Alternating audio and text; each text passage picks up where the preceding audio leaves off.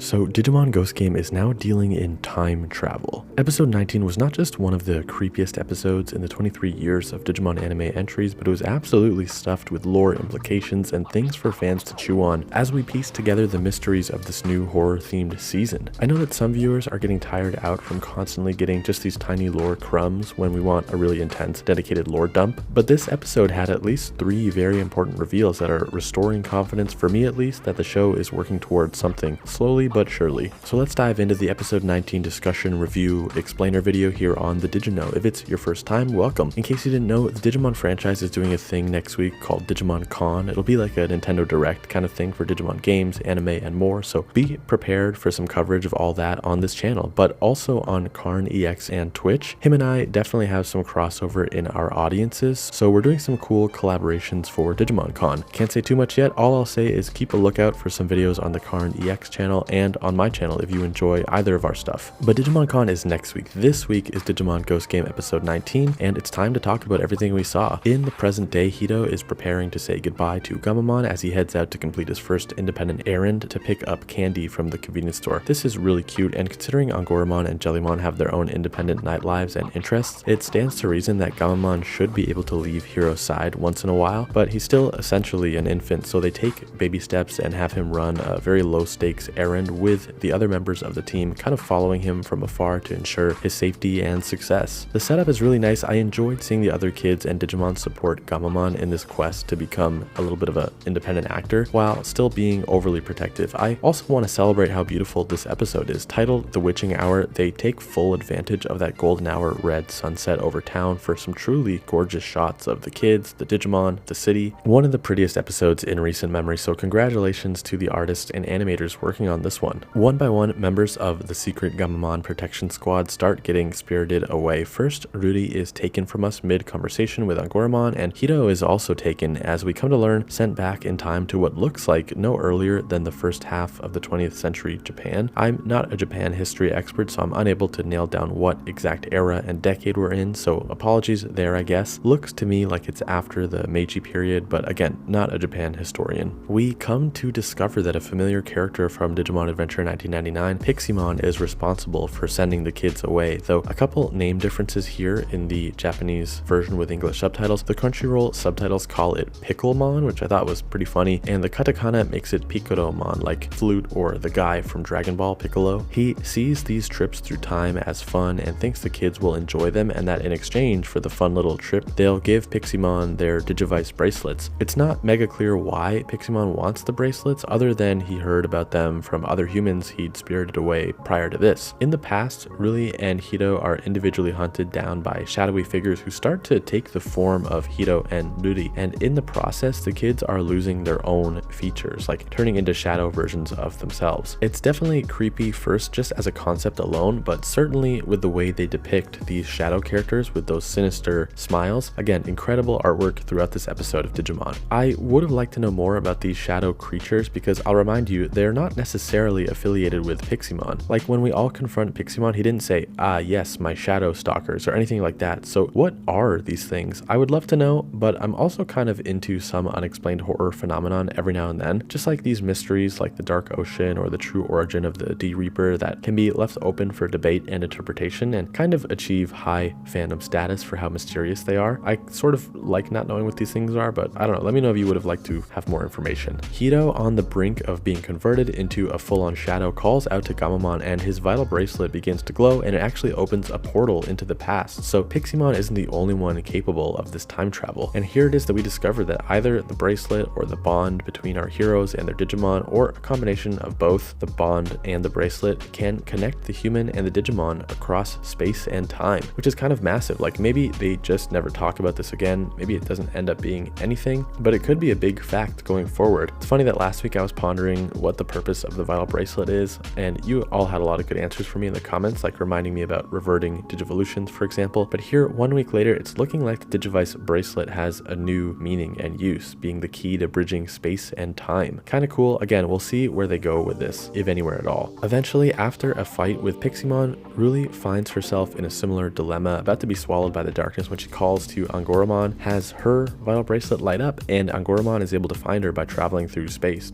Obviously not outer space, like physical physical space. We teleport to her essentially. And after we unite, Digivolve, and intimidate Pixelmon, it says something extremely important. What I was talking about in the intro to this video. It claims that it's grown tired of our heroes and it's going to travel back in time to ensure they never existed. Pixelmon says he'll start with Gammamon, then travels into the past through a portal. A few seconds later, reappears more beat up than ever, gasping for breath, and asks, "What exactly are you?" I'm dying to know what Gammamon was in the past. Was it Ghoulless Gammamon that Pixelmon found in Gammamon's past? Something else? We've been asking for a while if Gammamon is truly a newborn Digimon or some kind of creature who was existed for a while before meeting Hito that was possibly reverted or converted into the baby dinosaur Gammamon form that we know, maybe by Hiro's dad or something. So this line from Pixelmon is definitely suggesting a dark past for Gammamon. But it doesn't stop there. He then tries to go into the future to understand what exactly Gammamon is, and when he comes back half a second later, Pixelmon is absolutely singing the praises of Gammamon, saying, "You were amazing." And Pixelmon just wants to be Gammamon's best friend. So the obvious question is, what did Pixelmon see in the future too? Gammamon is seemingly destined for greatness, and it seems like it was kind of a virtuous or noble future for Gammamon given how inspired Pixelmon was. Pixelmon then sticks around a bit longer, so I wish we could have got more information out of Pixelmon about what exactly it saw in the past and the future, but you know, I get it. They're trying to capture our attention with a little tease at what's to come, and frankly, it worked on me. Hook, line, and sinker. I need to know what Pixelmon saw both in the past and the future, and yeah, I'm gonna keep watching Ghost Game to find out, so mission accomplished, I guess. So takeaways from episode 19. Gorgeous visuals, that's the first thing. Really thrilled with the look of this one, but if we're talking long-term takeaways, we have time travel now as a possibility, as we've learned that the bond between Digimon and their human can transcend time and space, straight up opening portals to send one to the other. We have a violent past for Gammamon. We already suspected Gammamon wasn't just born the day he met Hito, despite acting and looking like a baby Digimon, but Pixelmon is heavily suggesting that Gammamon has a long past and a violent past. Cool, it matches some of our fan theories about Ghoulless Gammamon, the Black Agumon, and the idea that maybe Gammamon possibly belonged to an organization of dark Digimon or something like that. And finally, we know that Gammamon's future is bright. Whatever it was, it made Pixelmon want to be by Gammamon's side. Yes, it's vague, it might not sound like a big deal, but they could have just as easily said something like the future was even darker than the past, and that would have been a cool tease too, but they very intentionally are letting us know that the future Gammamon lands on the side of good. But will it be all uphill from here? We don't know. Maybe some relapses and falls to the dark side before we get to the bright future that Pixelmon saw. Anyways, that's all from me this week. Let me know what you thought about this episode by leaving a comment. What do you think Pixelmon saw in the past and in the future? And do you think this dynamic of the Vital Bracelet opening rifts through time and space to connect Digimon with their partners, do you think that's going to come back again in any meaningful way, or was that just like a one and done storytelling device for this episode? Thanks for watching. Check back later this week for some fun videos before and after Digimon Con. Have a great week, and I'll see you in the next video.